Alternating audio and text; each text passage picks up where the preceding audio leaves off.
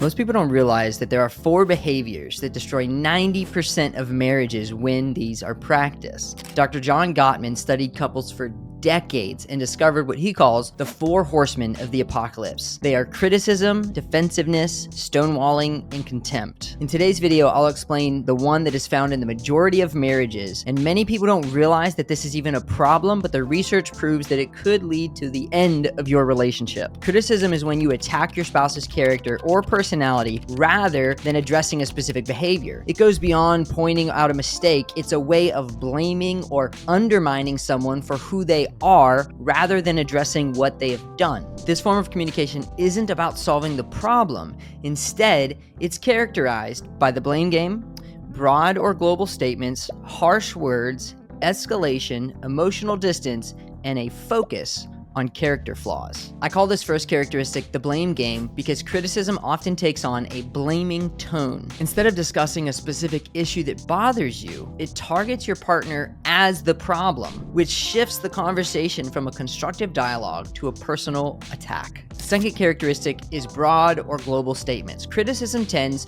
to make sweeping generalized accusations using terms like always and never. Instead of focusing on one incident, these broad statements make your partner feel judged or attacked on a much deeper level. Third, we have harsh words. The language used in criticism is typically sharp and accusatory. Rather than being kind or showing grace, criticism often feels like a verbal attack, which typically pushes your partner away. We tend to see escalation because with criticism, what starts out as a small problem like forgetting to complete a chore tends to spiral into a larger conflict due to a critical tone. A simple conversation about a missed task turns into a character assassination, worsening the situation instead of resolving it. The fifth characteristic of criticism is that it creates emotional distance. The person on the receiving end feels belittled and unloved, causing them to shut down or become defensive. Criticism doesn't solve problems, it pushes couples further apart by eroding emotional intimacy and trust. The sixth and final characteristic is that it focuses on character flaws rather than addressing a specific action or behavior. This type of behavior will eventually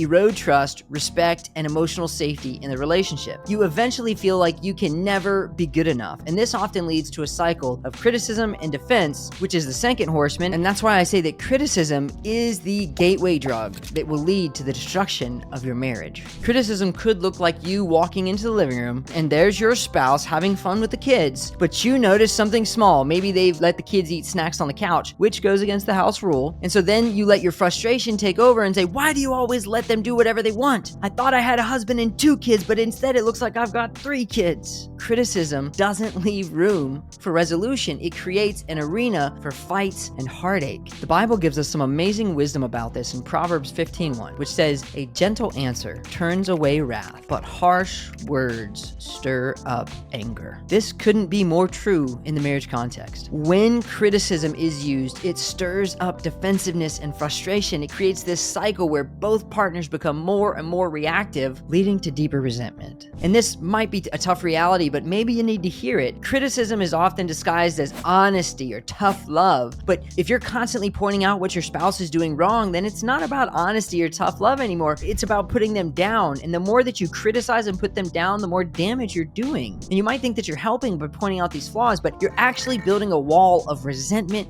and frustration between you. There is a way to avoid criticism, and it's the gentle startup. Instead of attacking your partner's character, you express your feelings and needs without blaming or shaming them. The goal is to discuss the issue without turning it into a personal attack. We know what creates criticism, so let's take a look at what will create the opposite. The key markers of a gentle startup are softened language, I statements, politeness and respect, specificity, positive need, and lastly, a neutral tone and body language. So first, we need to use softer words that focus on the issue rather than blaming your partner. This reduces the risk of a defensive reaction. And second, focus on how you feel with I statements rather than accusing your partner. This helps to reduce defensiveness by framing the issue as your own emotional experience rather than their fault or deficiency. Third, a gentle startup avoids sarcasm, criticism, and accusatory tones. It is respectful and polite even when bringing up a complaint. And then it focuses on a specific behavior or event. Generalizing with always overwhelms the other person and makes it harder to resolve the issue. So let's not generalize like that. It's important to emphasize what you need or want positively rather than focusing on what your partner is doing wrong. And the last thing that we see is your voice and body language matter. Speaking in a calm and neutral tone without threatening body language ensures that the message is received without triggering defensiveness. Here's how a gentle startup would transform that example that we gave earlier. Instead of saying, "You have no control over the kids," try saying something like, "I've noticed the kids are eating in the living room again, and I'd feel a whole lot better if we stuck to the no snacks rule on the couch so that the mess doesn't get out of hand." You're focusing on the behavior and not your spouse's character. You're giving them a solution instead of adding to the problem. To start implementing this right now, next time you feel frustrated or upset with your spouse, pause before you speak. Ask yourself, am I about to attack their character, or am I going to focus on the issue at hand? And if you find yourself getting ready to criticize, reframe the conversation by focusing on how you feel and what you need. Try starting with I statements like "I feel" or "I need."